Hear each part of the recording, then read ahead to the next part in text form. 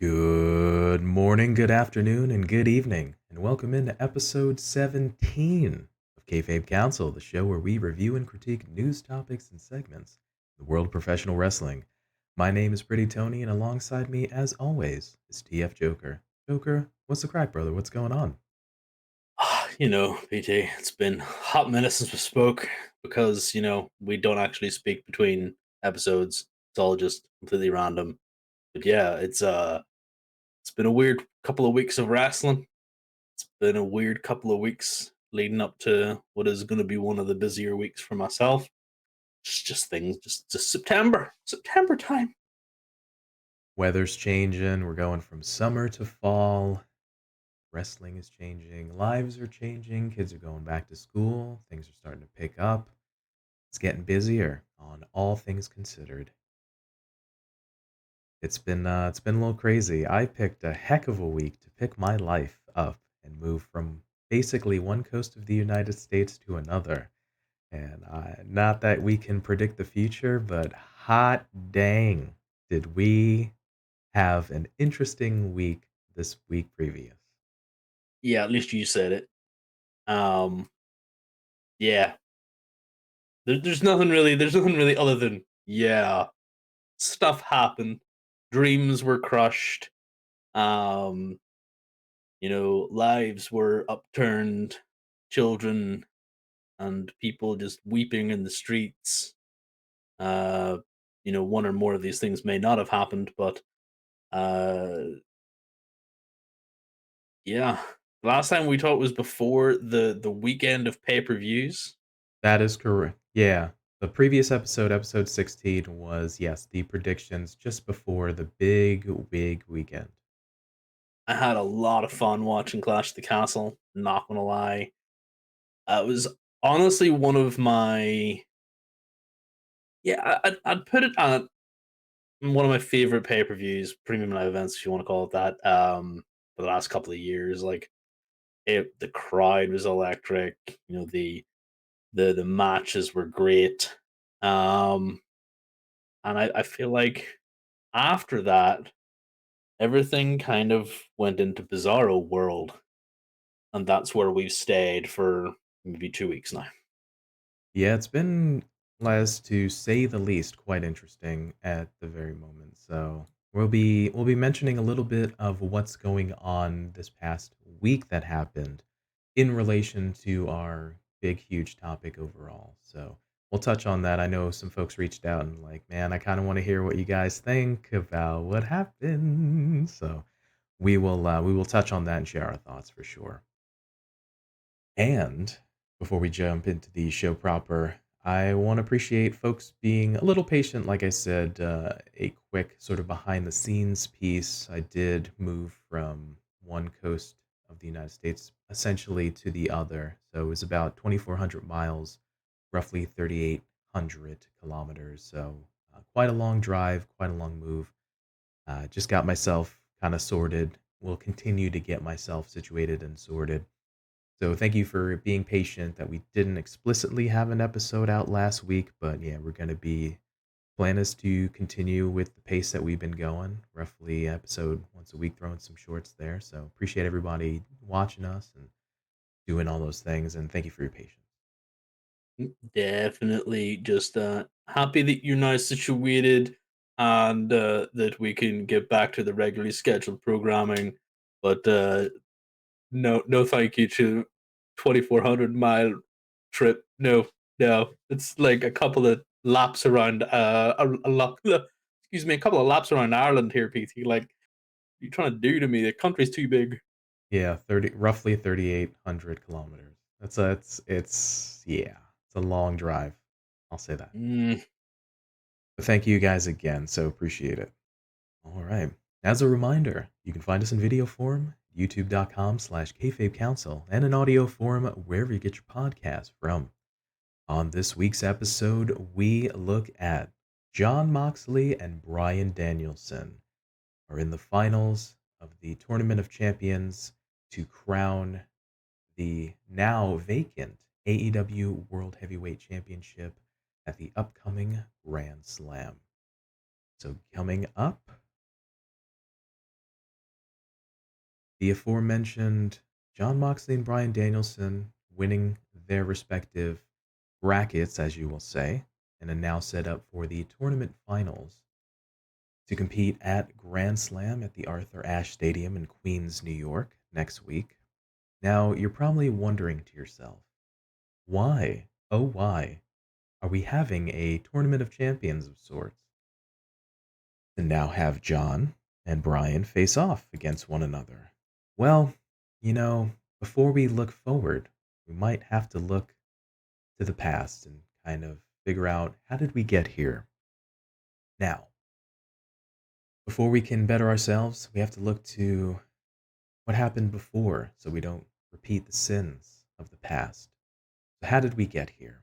Well, things sort of kicked off on the post show media scrum for AEW All Out. During this media scrum, we had CM Punk sitting on the podium. We did have other folks speak during the media scrum, but Mr. Charles Montgomery Punk was the highlight and kicked us all off to this. So the media scrum, started with a question from Nick Houseman of Wrestling Inc., who had a previous working relationship with Cole Cabana. Punk even told Houseman during the scrum that he, quote, blew my spot, which suggested the two-time AEW World Champion's tirade was planned. According to Dave Meltzer of the Wrestling Observer newsletter, Punk told someone 2 weeks ago that he returned from injury, that his all out press conference would, quote, would be interesting. So, for a bit of context, I have the transcript here so that as a refresher for myself and Joker and for the folks listening, I'll just read Punk's comments here at the media scrum. All right. And I quote, it's 2022, and I haven't been friends with this guy since at least 2014, late 2013. This is referencing Cole Cabana. And the fact that I have to sit up here because we have irresponsible people who call themselves EVPs and couldn't effing manage a target, and they spread lies and bull, put into a media that I got somebody fired when I have F all to do with him, want nothing to do with him, do not care where he works, where he doesn't work, where he eats, where he sleeps, and in fact, that I have to go up here and do this in 2022 is effing embarrassing. What did I ever do in this world to deserve an empty headed, effing dumb F like Hangman Adam Page to go out on national television and effing go into business for himself? What did I ever do? Didn't do a GD thing. It's not Tony Khan's position to make it very effing clear. There's people who call themselves EVPs that should have effing known better.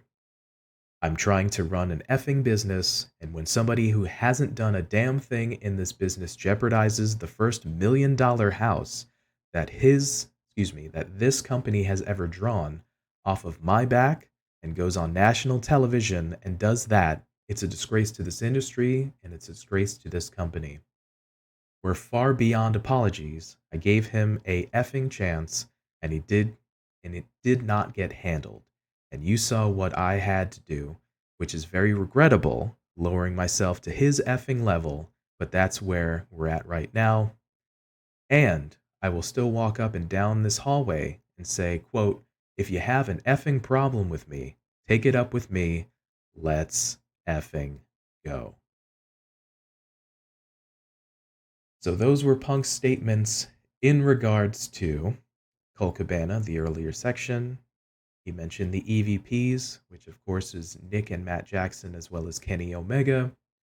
And he mentioned Hangman Adam Page. So,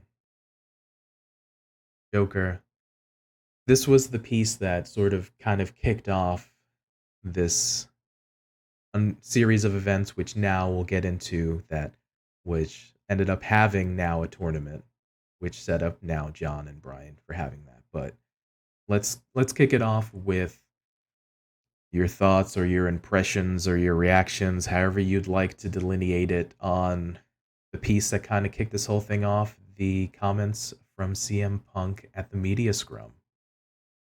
Yeah, so I have a big box because there's an awful lot to unpack here. This seems like Punk had some stuff to say, wanted to get off his chest, because as much as his as much as his words are kind of out here to say I don't care about this guy, he's talking an awful lot about it and he's addressing it. Now, I am a grown adult, and if I don't like something, then I don't talk about it. I don't give it the time of day. I don't look at it. And if somebody wants to ask me my opinion on it, like, I really don't care because I'm a grown adult and I can say that. Punk, in my opinion, is acting like a goddamn child. Like, if you like this man is a big draw for this company. His opinion, his rhetoric, his vitriol all matters to someone. And he is out here claiming he doesn't care about Colt Cabana. Okay, cool, bro. Stop talking about it. Stop giving it the time of day. Oh, wait, but somebody asked me about it. Well, then don't give them the satisfaction of going, he lives with his mother and blah, blah, blah, blah, blah. I'm like, next question, because I really don't care. Like, he doesn't matter to me. So what's next?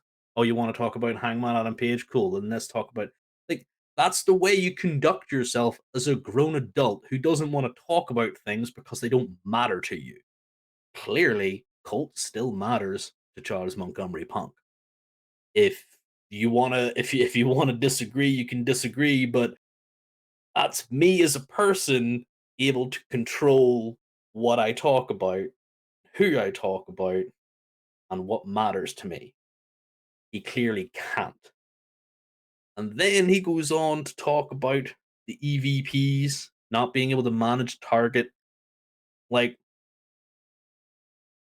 they created this company to give you a job, punk. Next point. Hangman Adam Page. Like, okay, bro, you are the only one that still has an issue with this thing.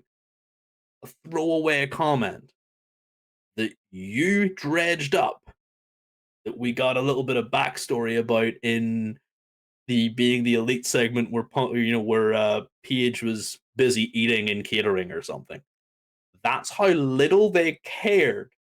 It was a throwaway segment in being the elite. That's probably what gave him um his sort of annoyance about this because it meant so little to them that they did what I said. They barely addressed it because you know what? It didn't matter to Page. It didn't matter months ago, and it doesn't matter now. At the end of the day, Punk is showing the colors that he has are not for the AEW crowd. The AEW crowd loves him. He just loves green and he wants money. It has to all be about the money. He made that statement about the first $1 million draw off his back. Okay, cool. What about all the other people on the card? What about the last time you were on the card? Like, I'm sorry, Punk, but whatever, dude. Good riddance. Yeah, for sure. So there was quite a bit, like you said, to unpack with this. The fact that, again, they had mentioned earlier that it was, I think the Dave Meltzer piece was like, he mentioned to somebody, is like, the All Out Scrum is going to be interesting. So you potentially had a feeling and the reaction literally to the very first kind of question. Doesn't even matter what the question was from Nick Houseman of Wrestling Inc. That it was one of those, it could have been for all intents and purposes, hey Punk, I know you had a tough match. How are you feeling right now? It's almost like that, I hate Colt Cabana. yeah, Ah! It was almost like that kinda Office Space or that, type of thing. He's like, "I hate you, I hate you, I hate you. You're cool, but I hate you." So, yeah. So, it definitely had that air of, I have some things I wanna say and kinda weasel my way in type of thing to just kinda come out and say it, so, yeah. I'm in agreeance with you. I'm a different kind of person, I'm a different kind of cat. Nothing against Punk, nothing at all. It's it's one of those where I too am I'll kinda keep quiet, I'll keep kinda calm. If it's something like, if I don't wanna talk about something, I'll be like, and if somebody brings it up, be like, "Hey, uh, we me and this person, maybe we don't talk as much anymore," kinda thing. We sort of drifted apart. Yeah, it's kinda what it is. Maybe we didn't see exactly, but, we don't talk, we don't see each other type of thing. Cool. That's maybe how I would've personally. I can't say maybe passionately in the moment or jazzed up with all that adrenaline and kind of in front of all those people might maybe react, but that's how I would maybe normally, maybe if somebody prefaced that question type of thing. But yeah, it's just one of Yeah. those, man, he definitely, at least from the fans' perspective, or just kind of sort of an outsider who watched it later. Because again, I didn't get a chance to watch this live as I was in the midst of moving, but in sort of retrospect, it felt like he just had some things he wanted to say. He mentioned Colt, kind of bookend that, mentioned the EVPs, didn't mention the names specifically, but again, we knew what he was talking about. Mentioned Paige, so it felt like he needed to say those things, and he chose that venue and that time to do it. So, and boy, did he get some things off his chest for sure.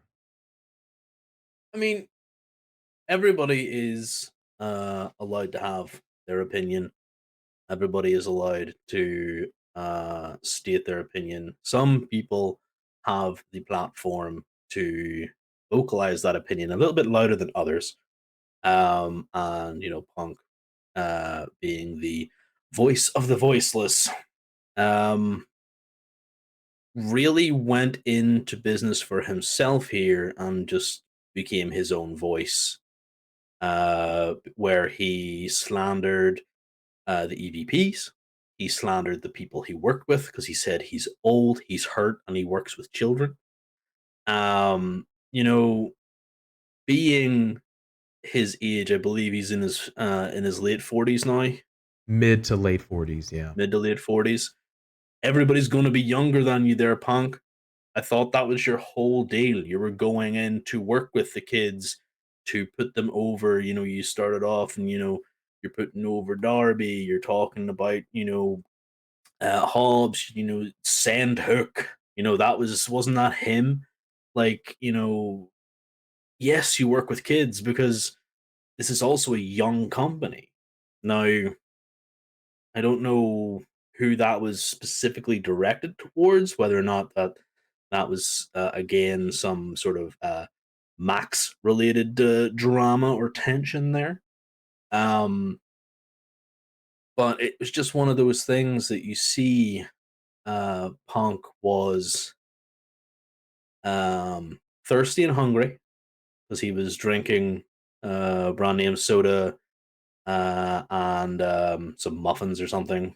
You know, whatever. Dude deserves to have some scran after he has a wee match. Like, no point in not restoring the calories.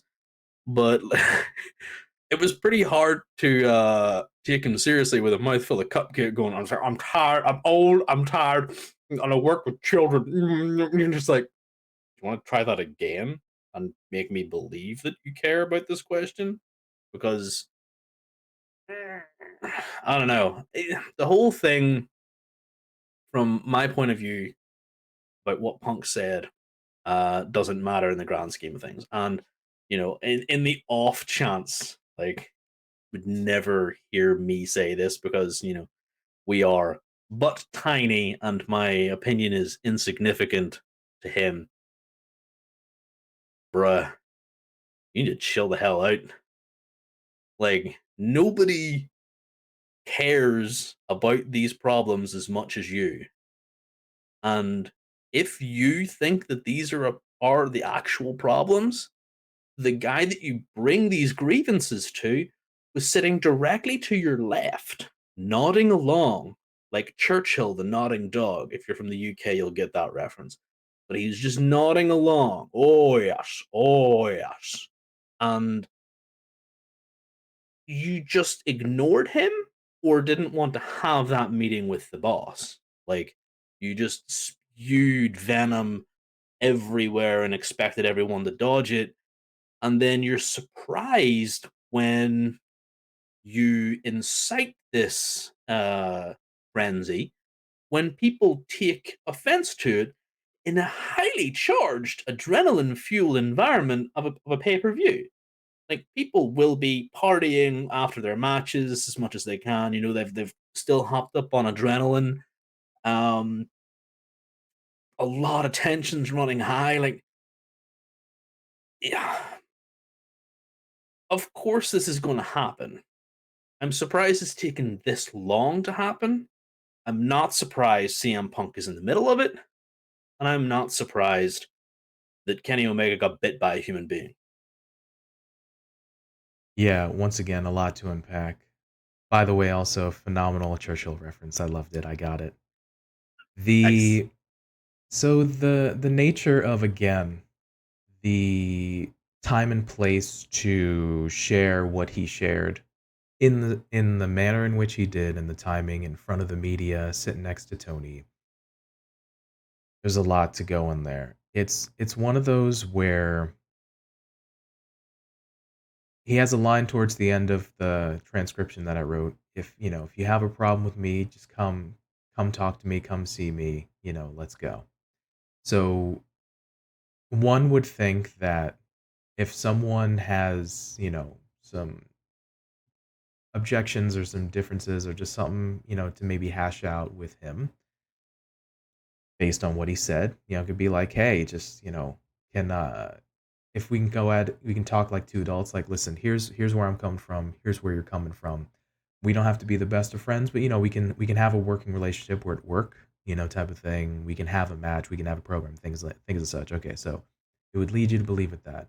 And then also I believe, the EVPs, and specifically Matt and Nick Jackson and Kenny, have reiterated, okay, hey, like, let's try to have communication, kind of talk type of thing like that as well, especially when they mentioned it before on a talent meeting a couple weeks ago and such. And that's a hard spot for Tony because, again, at the moment he's sitting next to Punk in front of the media, so it's not the best look to sort of kind of be like, Punk, you need to stop. You need to, whoa, whoa, type of thing. Maybe that's not the sort of the venue to have that in front of the public, in front of the media, on camera type of thing. I did read that they ended up we'll get to it in the aftermath. They ended up having a private Zoom call with Punk, Ace Steel, and the upper management, separately from the type of thing Mhm. aftermath. But again, it's where I'm going with this. I kind of went roundabout, but you'd think, listen, if you have some issues, I'll just say it that, just to sum up the words. Tony recently put in a better talent relation things, putting Tony Schiavone to help with that, getting Christopher Daniels, who I believe was either the vice president or just in charge of talent relations. He's got some help. I think he's got Pat Buck, a couple other people. He's put things in place to be like, hey, if Tony's got a lot on his plate, he can't talk to everyone at all hours of the day, type of thing. So maybe go through the channels, through the coaches, through these other people, talk to a veteran, kind of get some sort of advice, type of thing. Those things kind of are in place again to bookend this point, long-winded. He he chose his time and place and maybe just didn't go kind of through those channels, and it looks like that relationship or those outlets weren't gone through, and subsequently we which led to an altercation after the media scrum. So it's a tough part, man. Tough part to do that in that venue, and then to we'll get into it in just a few minutes about what happened after. Yeah, it's one of those things. Like you said, TK couldn't was he was stuck between a rock and a hard place. Definitely for sure. Um, Everybody has just been making fun of him for his lack of reaction to this entire thing. Um, and it has been one of those that when you look at it, we like to see these media scrums. Like these media scrums are really good. They give us sort of that big fight feel, that big pay per view sort of feel for uh, the sort of MMA sort of slide way, kind of in there, and it's nice. But the people who are running it need to make sure that the talent is not going in all hopped up on Mountain Dew, trying to go at everybody like a spider monkey beforehand. Like, are you okay to do this? Do you want an extra 5 minutes to get yourself fed and watered? They are not important. Your health is. You take your time, and if at the end of the day you don't want to do it, you don't have to do it. But for someone to come out and spit fire, venom, vitriol, just plague that place out, something was wrong with Punk. Unhappy workplace environment, sure. He was hurting from his triceps injury, sure. Maybe something went wrong in the match he wasn't happy with. These are all things that this guy needs to have, someone liaise with him before he goes in there because he is an ambassador for this company. Everyone who takes to that podium, who takes to that stage and sits there beside TK becomes instantly targetable for what they say. This is something that, you would have assumed Punk knew. And to me, it reeks of unprofessionalism. The unprofessionalism of his statement and the actions that incited uh, the dust up afterwards. It was. I'm disappointed in him, and I'm disappointed in the others that are involved because, like I said before, just don't say anything at all. If you've nothing nice to say, do not say anything at all. Just dust it off because who the hell cares? If people see that it doesn't matter to you, then they stop really they stop asking you. And if they keep on asking you, go, well, you're a troll, so you never get to ask a question again because these are our media scrums. That's the way these things work. You get to dictate who asks the questions. And if somebody keeps asking a stupid question, then they never get to ask it again, do they? But like you said, it seemed like he went in through there with an axe to grind, as it were, a bone to pick. Um, and he wanted to say these things at the very start. So someone literally should have stopped him before this happened. Um, and unfortunately, we are now in the situation where he is a two-time champ, and his reign is 30 minutes. The last thing I'll say about sort of what you mentioned, you brought up a really good point about kind of media scrums and things of that nature. If folks have been to let's just say a Comic Con or a convention, you'll have folks. There'll be also a host of like a panel where maybe they'll talk for a while and maybe they'll field some questions. So there'll be a host and sometimes what's referred to as a wrangler. So a person who kind of is sort of that liaison, that kind of person that maybe like helps the talent, gets them to the place, kind of is sort of that go between, kind of gets them where they need to go. They need like water, things and such. So in media scrums, a lot of that time, there's maybe not always like a host, but there's in a wrangler is usually the sort of not quite public relations, but sometimes like a media coordinator, which will be like, hey, all right, this is CM Punk here up on stage with Tony Khan. hey guys, remember state your name, kind of go your questions. We kind of want to go about 20, 30 minutes type of thing. Sort of, they're sort of like the referee slash kind of go between type of thing.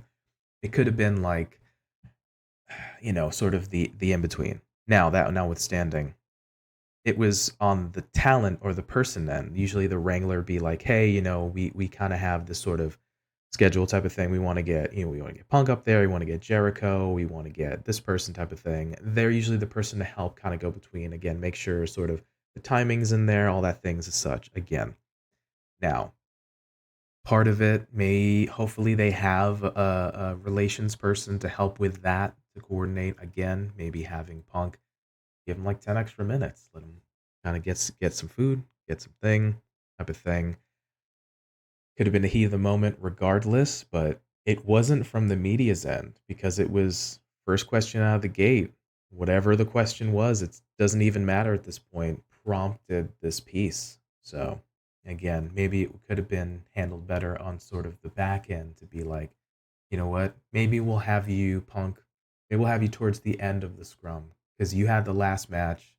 Other guys have maybe showered and got rested. Maybe we'll have Chris Jericho come out because he had a match earlier. He's probably a little bit more refreshed and kind of ready, type of thing. So, notwithstanding, yeah, it to your point and to probably my point as well, could have been handled differently. Well, the aftermath kind of goes to show that it probably should have been handled differently, but hindsight is 2020, and yeah, we might not be long for CM Punk being back in the wrestling world after all. You know what? Yeah, that's what we call a segue, folks. That's fantastically done. So, in the aftermath of the media scrum, there was a backstage altercation, which involved CM Punk himself, which involved Ace Steel, Nick and Matt Jackson, Kenny Omega. There were some other parties that were there.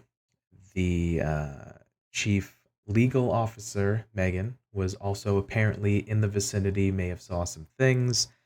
There was a Pat Buck, Christopher Daniels, a few other folks trying to also potentially break up type of thing. Long story short, there was again an altercation between Punk and Ace Steel sort of in their locker room. Just again the loose cliff notes and the elite Nick and Matt Jackson and Kenny tried to just go and kind of I don't want to say confront, but just go and follow up and talk to Punk. Apparently, he was kind of just not feeling it, or maybe feeling kind of overwhelmed. Again, I won't speculate, but yeah, a bit of a fight broke out, and some stuff went down for sure. So there was apparently some punches thrown, which by many accounts, happened. There was a steel uh, involved with a chair that hit Nick Jackson. Apparently, Kenny got bit. So there was a lot which happened. So read a piece here, sort of the kind of most recent update on the backstage altercation. CM Punk believed he was on the back foot after his explosive comments following AEW All Out 2022, according to a report from the Wrestling Observer newsletter. After the pay per view event where Punk became AEW World Champion, the Chicago made wrestler had explosive comments for Kenny Omega, the Young Bucks Colt Cabana, and Hangman Adam Page. According to a report from the Wrestling Observer newsletter, it's reported that all sides involved in the post All Out 2022 fight agree that Punk threw the first punch. CM Punk's motivation was reported to be that he had believed a fight was going to happen and punches would be thrown, so he beat the Elite to the inevitable first punch. It was believed by CM Punk and Ace Steel that Matt Jackson was going to throw the first punch, and it's noted that Punk's sucker punched the former World Tag Team Champion. The report also reiterates the claim that Ace Steel was concerned about protecting his wife, who was in the room and had a broken foot. After using a chair as a weapon, which hit Nick Jackson in the eye, Ace Steel was reportedly questioned by a producer as to why he escalated the fight with a weapon given his wife's condition. The Elite has been suspended and will remain so until the ongoing investigation is concluded. CM Punk and Ace Steel have also been removed from AEW television, with speculation that they could be fired. I have okay.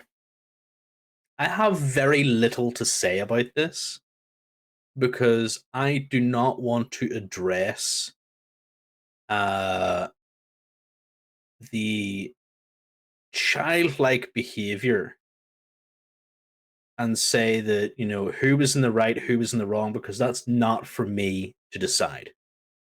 Now, a couple of things in there that, Punk was on the back foot. Nah, mate, you incited this. You're not on the back foot. You can't put yourself in a position of vulnerability just because you think that's where you are. Now, they burst into your locker room. That's for someone else to decide. If it's your belief that you were threatened, that is for someone else to decide. But your insightful comments led to this situation. To Ace Steel, who has been on TV approximately twice and will never be on TV ever again. Um, Congratulations on the world record for speed running TV debut to getting fired. I don't know in any situation that he would have been in what his actions, people do crazy things when their partners are involved. Uh, Less said about it. Towards the elite in general, they had a right to be annoyed. Should they have gone bursting into this locker room? Probably not. They are EVPs after all. All in all, my comments about Punk's actions in the interview, had he um, had he tempered his words more carefully, this situation would not have risen to the point that it did.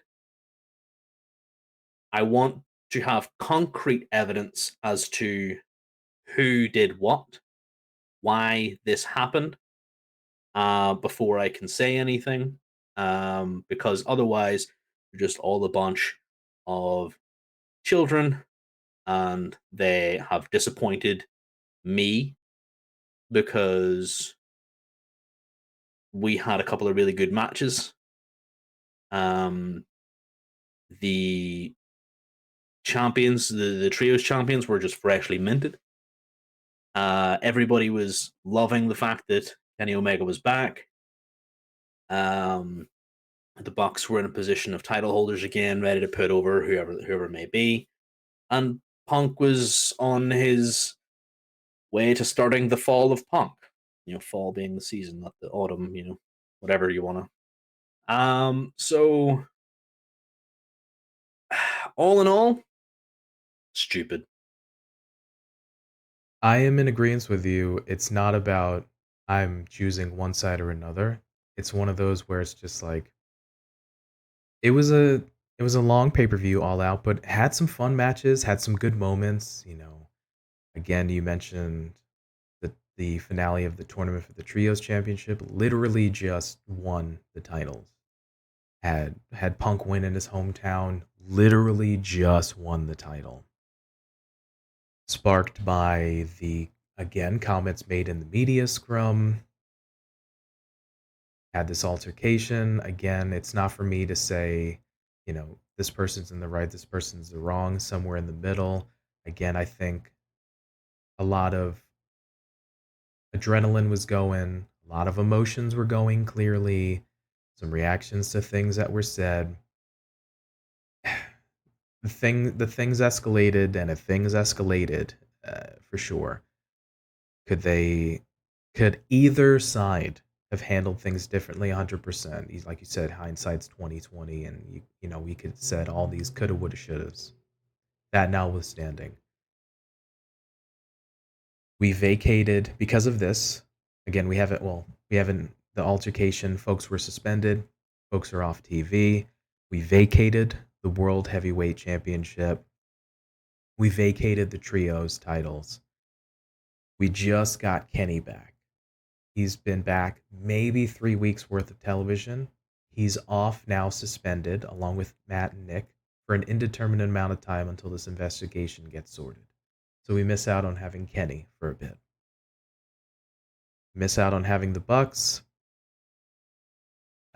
Punk is away again with a triceps injury, so he's away. I'm sure his situation will be figured out. Ace Steel again is, I believe, the term was suspended pending the investigation. We'll see how that flushes out. But yeah, again, it's a rough way. However way you look at it, however you're gonna cut the bread, slice it, it's a tough one, man. And hence is the reason why, now that we've given context, we had this tournament to crown now not an interim AEW World Heavyweight Champion, but to now crown the vacant World Heavyweight Championship. So this was the setup to now that we have going forward. So yeah, Tony Khan, the Sugar Man, Tony Money here, set up a tournament now to crown the new champion. Of course, he set up a tournament. It's all he ever does. Well, we just had a tournament for the trios, which ended up being resolved on the subsequent Dynamite with just one match, which Death Triangle won. So congratulations to them for sure. But Pac, yeah, first ever AEW double champion. which is fantastic and well deserved. Again, he was at Oh the yeah. he was at the press conference when they started in Jacksonville. He was one of the guys there. So kudos. And like we said, we both like Pac's work. So great that he got some recognition and some titles. But we ended up having a tournament that featured 6 guys. So we ended up having Chris Jericho got a bye to the second round, as well as John Moxley got a bye to the second round. But the first round, we had Bryan Danielson facing off against Hangman Adam Page, who winner would face Jericho. And we had a match between Darby Allin and Sammy Guevara, which would then face John Moxley. So again, a lot to go forward, but I know you're a fan of it not being interim, of it actually being for the World Championship. So Joker, yeah, Yeah, I am a huge fan of the fact that he vacated the title and didn't just go, this is interim. I have a real problem with why we're here, but looking at the outcome of All Out, I have even more of a problem with what could have been. sure. So let me just throw a hypothetical really quickly before I get into my point. Punk does not make the insightful comments. No backstage brouhaha is gone. Punk still has a torn triceps. Is still out for however many months.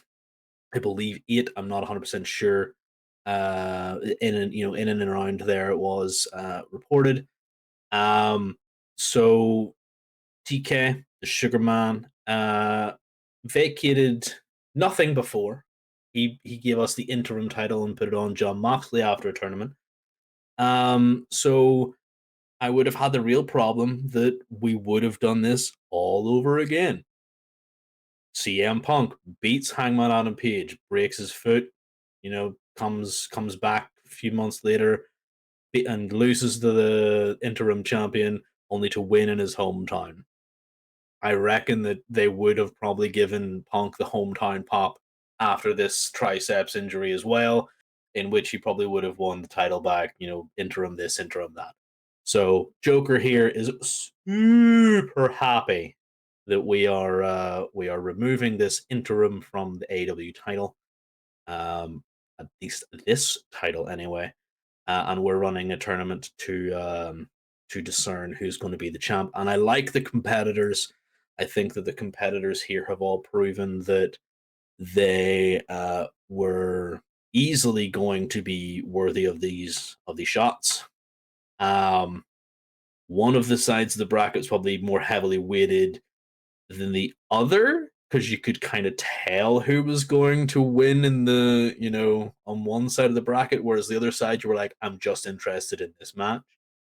Um, so yeah, the Danielson Page match kind of predictable who was going to win. Not going to lie.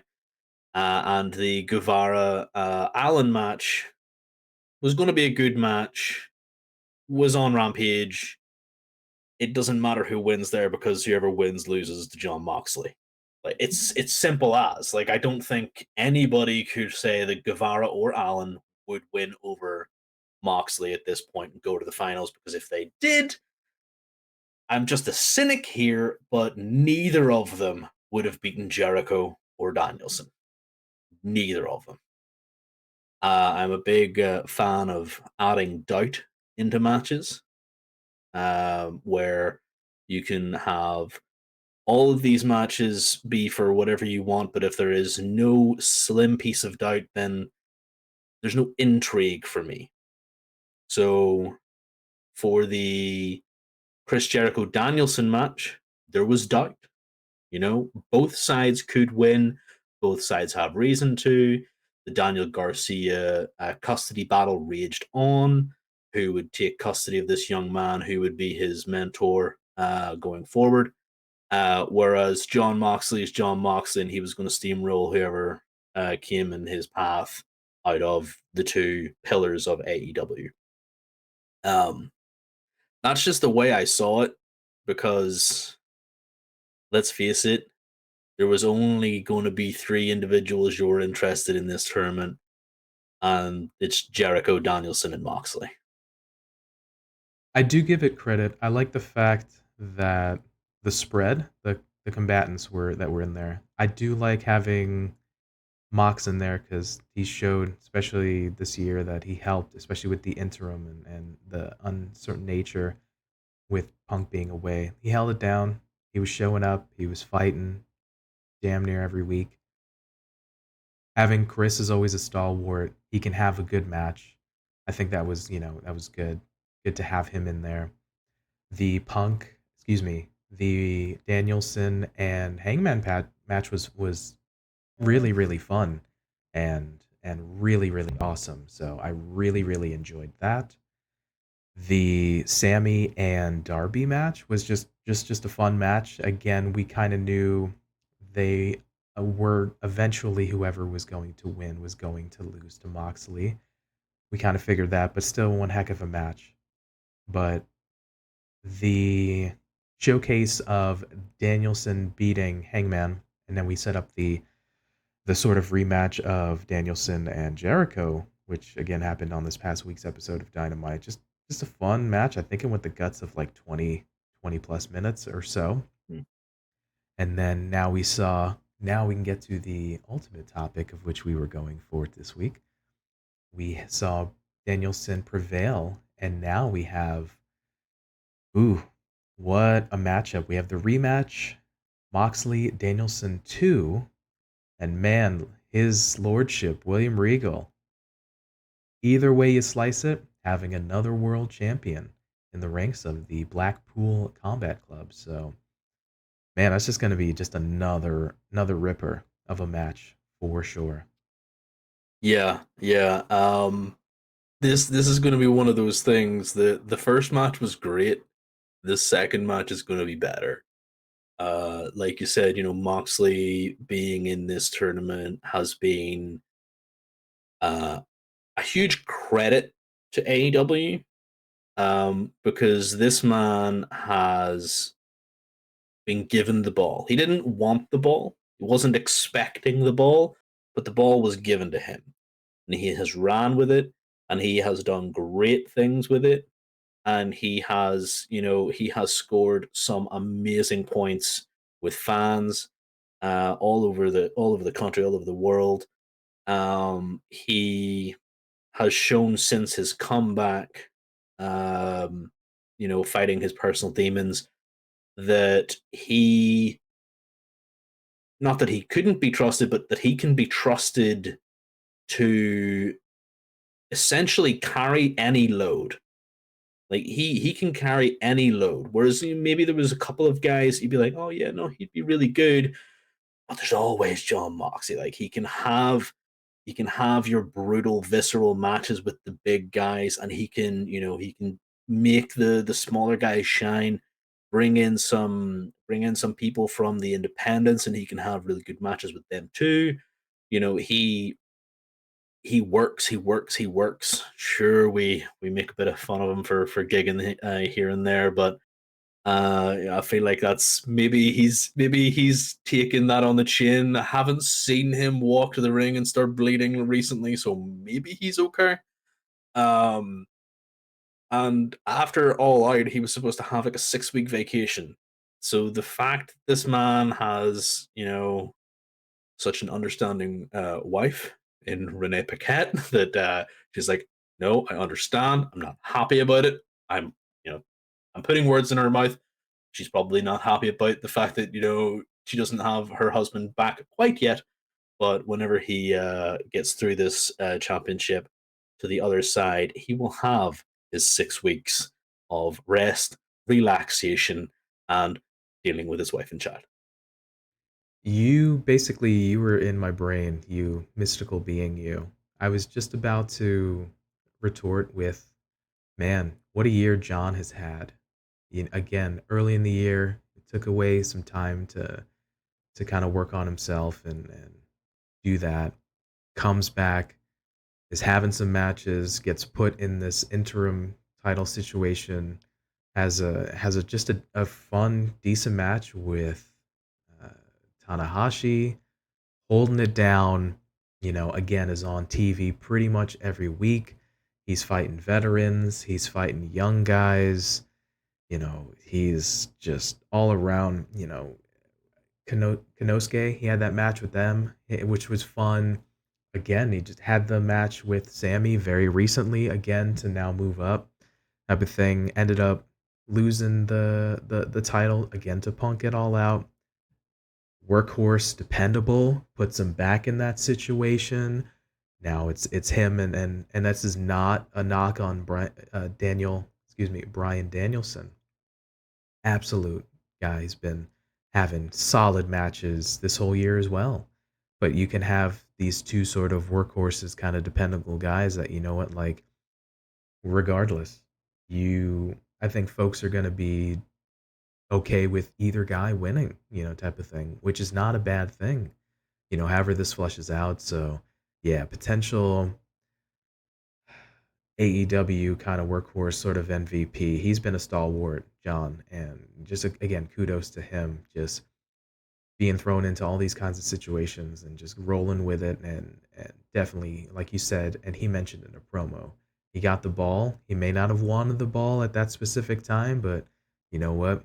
He got the ball and he ran with it, and he's scoring touchdowns. He's scoring points, whatever sports analogy you want, but he's holding it down, and he's talk about investment for AEW.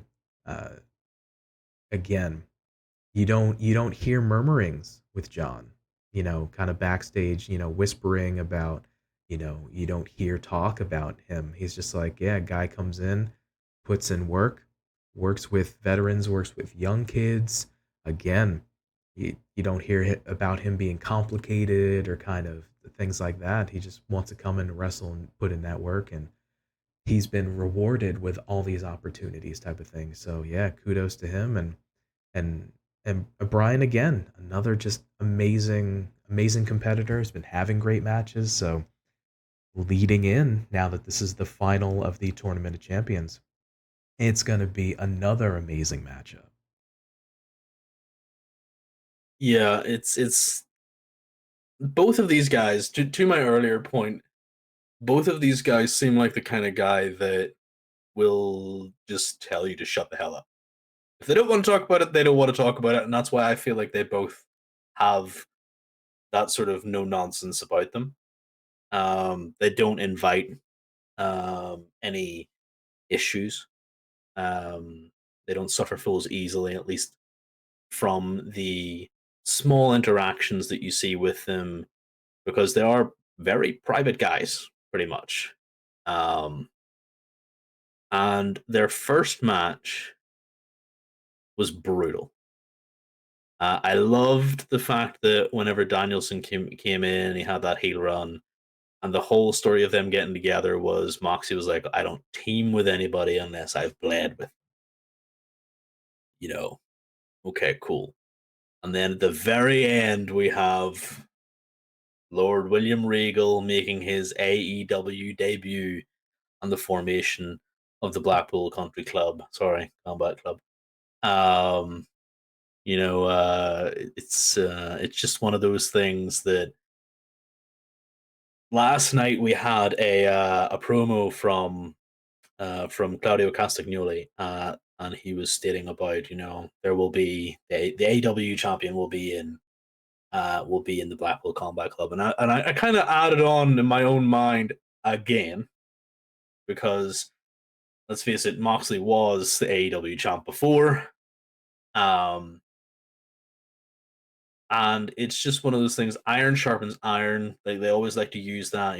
They're always combative. Um, they're always these guys who are up for a fight and will wrestle, and they're so good at this. And it's just, we can have an expectation in our mind for this match. I believe we can have a certain expectation, and I still think that they will exceed that expectation. This is just going to be a TV match at Grand Slam. This is going to be a good TV match.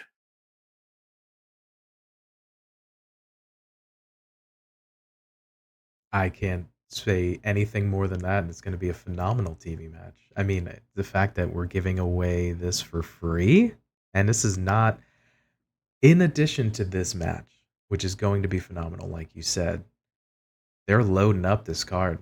There's a lot of other matches. Again, I won't get into the Excalibur long-winded, listing of matches, but they're loading up this, and I believe the Rampage is going to be a 2-hour special as well, which they're loading up on as well. So I like the fact that they do these kind of big episodes, kind of almost. I, I'm okay with having less pay-per-views, the 4 or 5 that they might have throughout the year, and have kind of almost like a tune to the old WCW Clash of the Champions, where it's like a big special or it's a special episode, and they kind of load up on that in between. But yeah, notwithstanding, it's going to be another awesome match that I'm looking forward to. So, with that, we'll do a little mini predictions. Who do you see taking this one? So, like I said earlier, I'm a big fan of doubt. If there is doubt added into this match, there is intrigue. You're able to go, oh, I really like this guy. I really like this guy. I really like this guy because of this. I really like this guy because of this.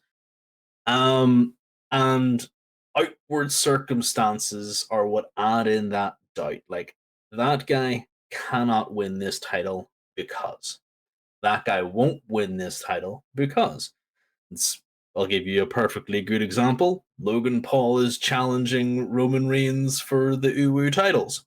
Logan Paul will never win because there is no doubt in that match that Roman will retain.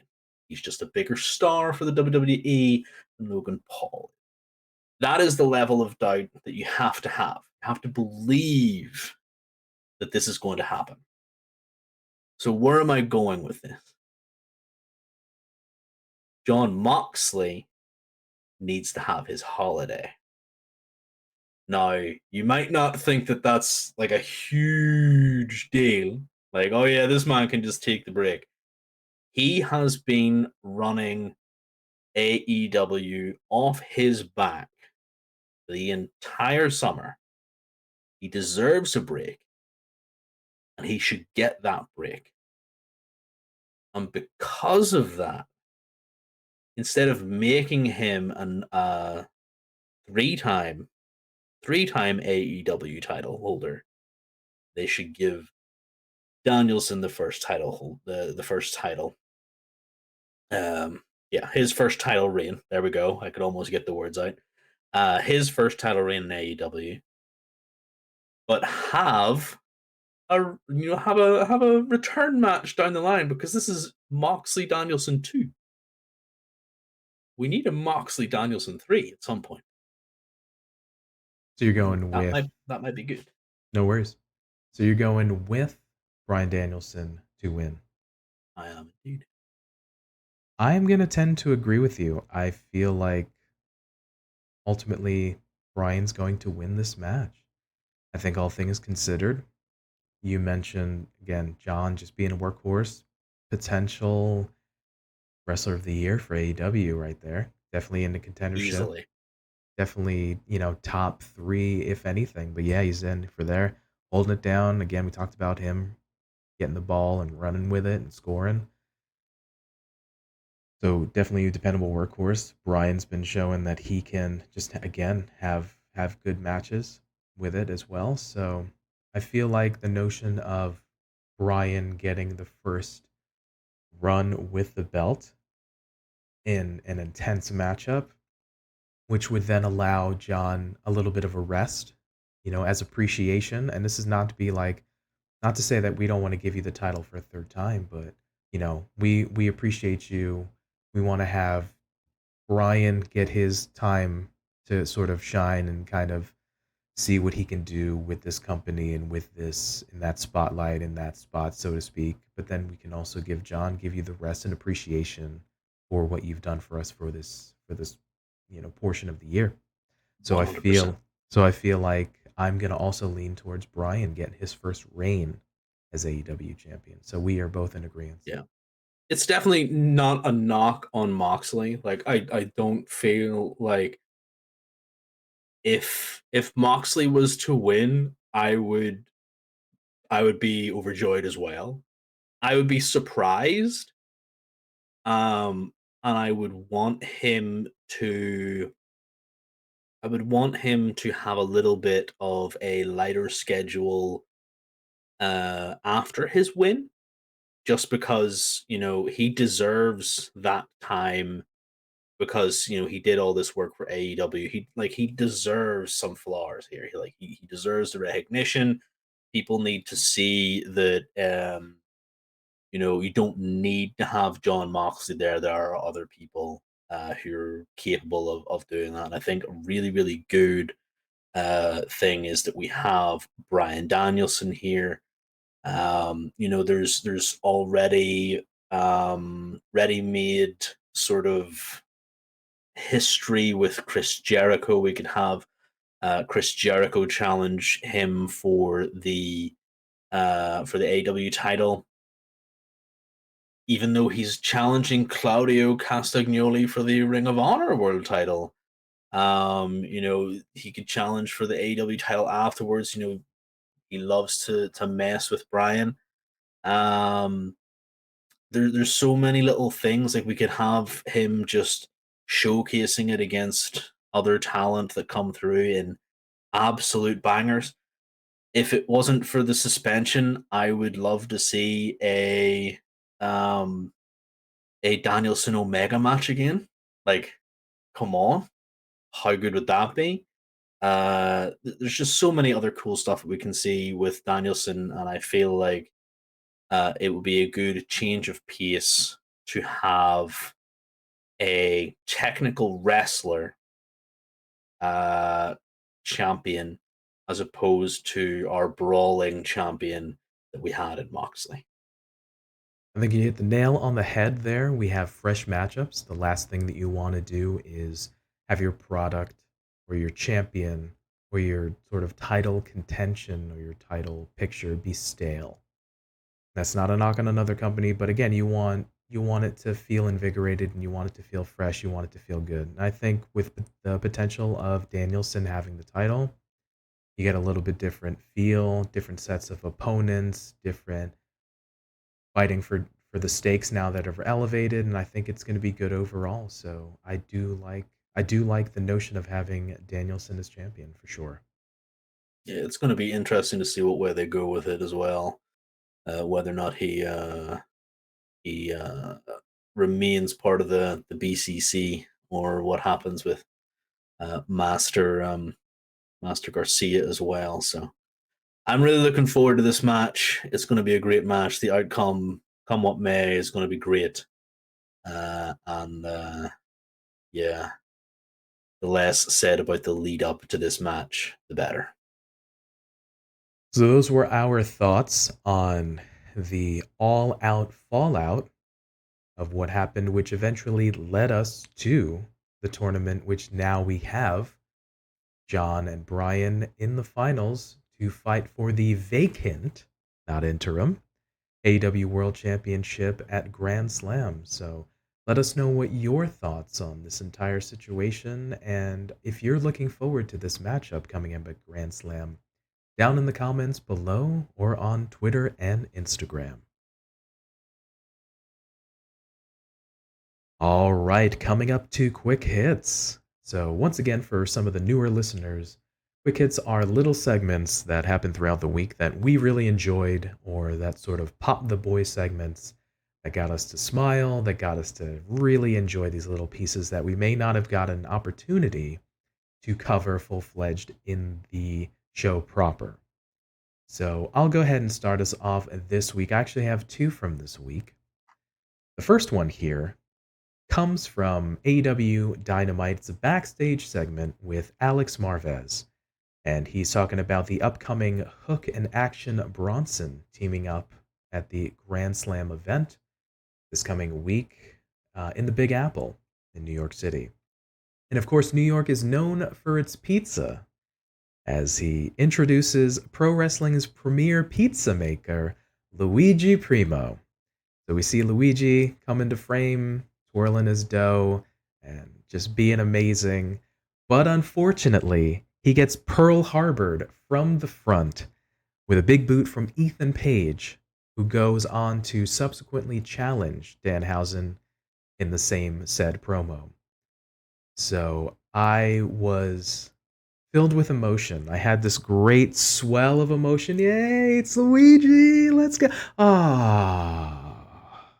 So I rode that huge tidal wave of emotion. I was like, man, this is awesome. Luigi's getting a little spot. Oh no. Oh. He instantly, literally gets big booted out of frame and type of thing. So I had a huge pop and then I was instantly disappointed and let down with Yeah, Ethan's I like interference. a lot of people in the world these past 2 weeks were introduced to Luigi Primo, obviously with his segment on the Indies where he's doing all this fun stuff with the dough. He is amazing. His character is great. It is obviously one of the more unique gimmicks that is currently around right now. What with the fact that he wrestles with the dough in the match, like he continues to do stuff with this prop as he goes along. And just to see him, I was like, the same PT. I was legitimately like, oh, it's like speaking of New York, that you're famous for their pizzas. Like, it's not going to be Luigi Primo. It's Luigi Primo, and boom. And I was like, oh, that's kind of faster than I expected, but okay. Yeah, it was again that wave of emotion, huge pop and then instant disappointment, but still, I mean, it was cool. Again, they had a video shared of him on famously on Twitter in the past couple weeks, and everyone's just like, "Man, this is awesome." And the best part about wrestling, right? You want to stand out, you want to have maybe something that sets you apart, and him just random video of a wrestler tossing dough in the ring in the apron, kind of like this is different. This is interesting. Okay, this is kind of cool. And then just to see him, cool little cameo on a big stage on television. So that was awesome for him. So that was really, really cool. That was the definite big thing for me, was the fact that he got it on TBS television, on the Dynamite, that he got kicked in the face. Like, sure, yeah, okay, he got kicked in the face, but come on, the guy, got a little bit of the rub on the TV, and put his name out there from even more people who are like, Oh, well, I have no idea who this is. Let me go and quick Google search and see what he does. So yeah, really cool. Yeah, so glad to see that he got, like you said, a little bit of that rub ski brother, and yeah, just type of thing, and got a little bit of a payday, and got on TV. So awesome for Luigi. Yeah.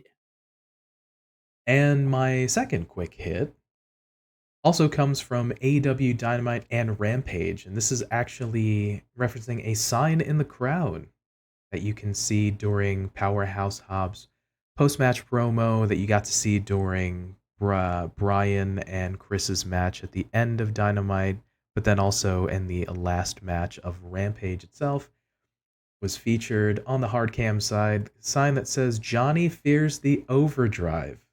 And of course, this is lovingly referencing to fellow good brother John Blood of New Legacy Inc. Of course, in jest, people tease Johnny about the overdrive, claiming it's his favorite move, and it's been famously teased to him. Numerous wrestlers are aware for his affinity for the overdrive, including the now Massey and Mansois. Big Damo is aware of it. Keith Lee is aware of it. Adam Cole. MVP used it like not too long ago. Yeah. The Adam Cole is aware of it. Austin Creed is famously aware of it. Tegan Knox. The list goes on and on. But it's funny how a lot of actually wrestlers are aware that the kind of ongoing joke or teasing John Blood about the overdrive. But notwithstanding, I will say in this instance, Johnny does not, in fact, fear the overdrive. Love you, brother. Thank you for all the amazing content. We got your back. So Johnny does not fear the overdrive. We need more overdrives in this world. It's a difficult move to pull off. Some of you are here right now figuring what in the world is the overdrive. It's the move you put your leg over the opponent's head and you kind of spin them out. Randy Orton used it early on in his career. MVP uses it. It's called the Playmaker, the play of the day. Just Google overdrive and you'll see exactly what it is. And it's an interesting move to say the least, but like I said, Johnny, we got your back, brother. You do not in fact, fear the overdrive. Oh So dear. that's what I got. So those were, in fact, my quick hits from this week. Joker, do you have anything? Do you have any quick hits or I pop the boy segments? unfortunately this week, PT, I was not moved to tears of joy by an awful lot. I did enjoy a couple of segments, but they're I wouldn't exactly say that they're quick hits or anything. But you're just nice to see the Imperium is back together. Absolutely love seeing that, and more notably, honestly, this week has just been an absolute stellar week for Chad Gable, who has just been putting on show after show. His mic skills are amazing. His in ring abilities are just amazing. And I think I said this to you yesterday in our pre-production meeting. It's like if he could get a push, please, I would be super happy. Just let's push him to the moon. How can you not want to push him whenever he gets shoosh, please? So incredibly over. I am in agreement because we the topic or the notion of Chad Gable just being, man, he's been a workhorse. He's been, man, a little bit of an MVP these last like 3-4 weeks. He's been on Raw and SmackDown in tag matches and single matches, facing off guys, Johnny Gargano, other folks. Again, it's just escaping my mind, but he's been on the mic, he's been in different segments backstage in the ring. Dude's holding it down. And Yeah, I will absolutely highlight, it's nice to see, he may not always come out on the winning end. He may not always get every victory, but they are relying on him. You don't get featured on TV constantly if you're not in good favor, if you can't work in the match, if you can't be on the mic. So dude is just putting in that work, and again, there's a lot of folks hungry for spots on TV, but Chad's just killing it right now. So kudos to him for sure. push, push, please. Yes. Referencing, of course, a fellow good brother, Andy Murray. We definitely want to see Chad, get a poosh for sure. All right. Well, not always, we won't always have specific quick hits every week, but those were just some of the things that we enjoyed that we wanted to mention here on the show proper. But if you have some quick hits, definitely let us know down in the comments down below on YouTube or hit us up on Twitter or Instagram. Let us know what you enjoyed this week in the world of professional wrestling. All right, so that's going to do it for us this week. It wraps it up. Joker, how was it for you, man? It's been a little bit since we've talked, especially on camera, but hot dang, Yeah. is it good to just shoot the breeze with you and man, just yeah, get back to a Yeah, little bit it, to the flow it's of things. it's good to have someone to talk wrestling with. Not gonna lie, because this last week and a little bit has just been nuts. There has been all sorts of calamitous intent going on. Some returns, some squashes, some interactions that have been interesting, and it's just good to have you back. And it's good to see that you got there safe and sound, and yeah, that we're back to our regularly scheduled programming. And it's nice to see we can still talk for an excessively long amount of time about one thing. If there's one thing that apparently you and I can do, circle back to any and all of our predictions episodes, is we can talk. We can talk at length about yeah about the wrestling. So again, it's always a pleasure to chat with you again. It's always fun, especially since we both enjoy wrestling, hence the nature of the show. And yeah, man, just it's like I said, it's always a blast talking to you, brother, as always. Yeah, same, dude. Same. It's great to have you back. I appreciate that. And yeah, now that I'm moved, I'm in my new situation. I'll be figuring out again. This is the first recording, so I'll do my best to hopefully have it the same kind of quality we have for normal episodes, and continue with some of those shorts for the quick hits, and get back to a bit of our regularly scheduled program. For the folks listening and watching, thank you so much. And yeah, we'll see how the world of professional wrestling pans out. So, for TF Joker, Thank you very much for being here this evening. And remember, do not bite people and do not throw chairs at people. excellent words of advice. And for me, Pretty Tony, we thank you for your time and we thank you for letting us be a part of your day. And remember, be good to yourself, be good to each other, and we will catch you next time. Peace.